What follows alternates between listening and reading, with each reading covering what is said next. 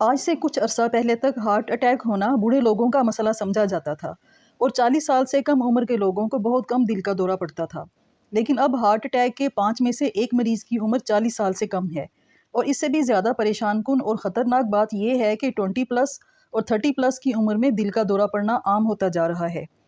سن 2000 سے 2016 کے درمیان اس عمر کے لوگوں میں ہر سال دل کے دورے کی شرح میں 2% اضافہ ہوا ہے۔ ہارٹ اٹیک کی بہت ساری وجوہات ہوتی ہیں۔ ہارٹ اٹیک اس وقت ہوتا ہے جب دل کو خون بھیجنے والی شریانوں میں کسی وجہ سے رکاوٹ آ جاتی ہے اور دل کو آکسیجن نہیں ملتی۔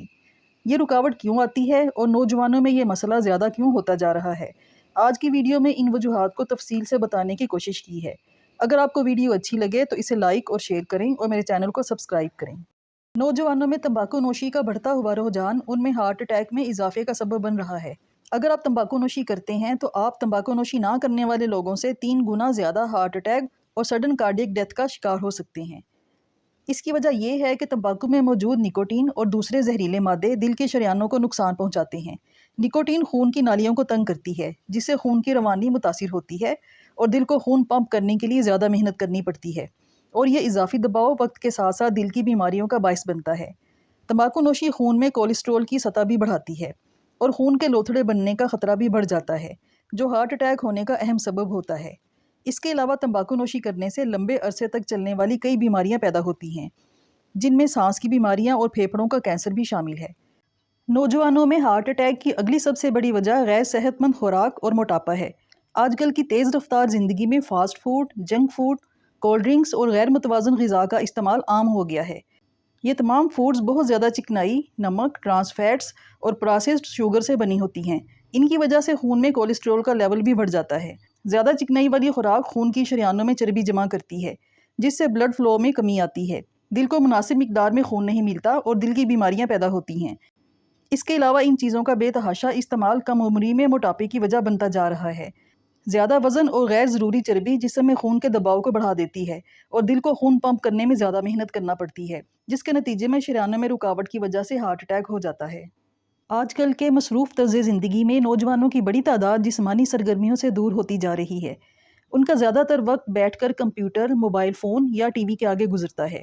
ورزش کی کمی اور مسلسل بیٹھے رہنا نہ صرف وزن میں اضافے کا باعث بنتا ہے، بلکہ دل کو زیادہ زور لگا کر کام کرنا پڑتا ہے۔ دل کے مسلز کمزور ہوتے جاتے ہیں، بلڈ پریشر اور کولیسٹرول لیول بڑھ جاتا ہے، جو دل کے دورے کی وجہ بنتا ہے۔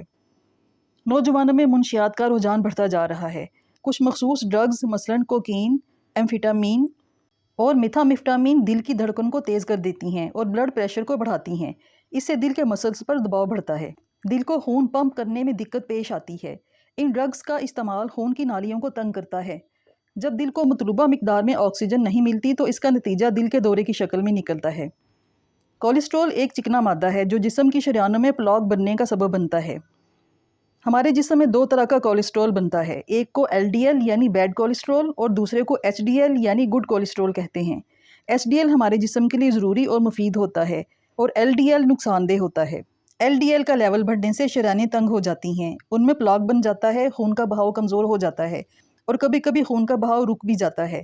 نوجوانوں میں غیر صحت مند خوراک اور جسمانی سرگرمی کی کمی سے کولیسٹرول لیول بڑھ جاتا ہے، جو آخرکار دل کے دورے کا سبب بنتا ہے۔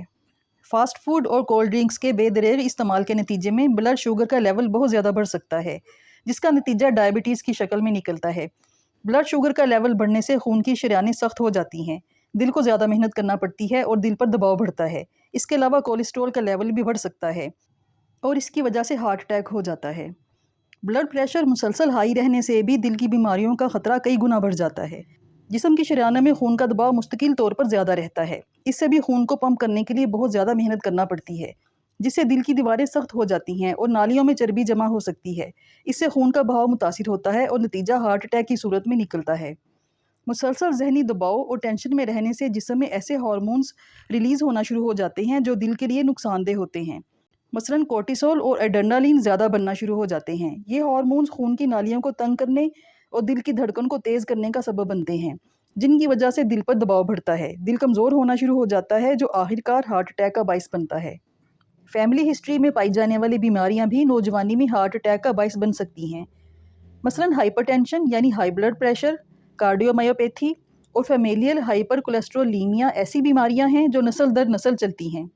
ہائپر ٹینشن اور کارڈیومایوپیتھی میں دل کے مسلز کمزور ہوتے جاتے ہیں، دل کا سائز بڑا ہو جاتا ہے، اس کی دیواریں سخت ہو جاتی ہیں، جس سے دل کے لیے خون کو پمپ کرنا مشکل ہو جاتا ہے اور دل کو شدید نقصان پہنچتا ہے۔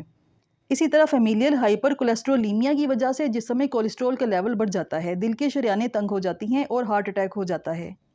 نوجوانی میں اکثر لوگ اپنے اندر پیدا ہونے والی ابتدائی علامات کو نظر انداز کر دیتے ہیں، کیونکہ انہیں اس بات کا اندازہ ہی نہیں ہوتا کہ ان کے اندر کوئی بیماری پیدا ہو رہی ہے۔ اس لیے دل کی بیماری کی شروع کی علامات کو ضرور پہچانیں۔ اگر سینے میں درد ہو، سانس لینے میں تنگی ہو، تھکاوٹ بہت زیادہ رہے، بازو، گردن یا پیٹ میں مسلسل درد ہوتا رہے، سر چکرائے، پسینہ بہت زیادہ آئے، تو ان علامات پر دھیان دیں۔ یہ خطرناک بھی ہو سکتی ہیں۔ اگر پیچھے بتائی گئی وجوہات میں سے کوئی ایک بھی آپ میں موجود ہے تو ابھی سے احتیاطی تدابیر شروع کر لیں۔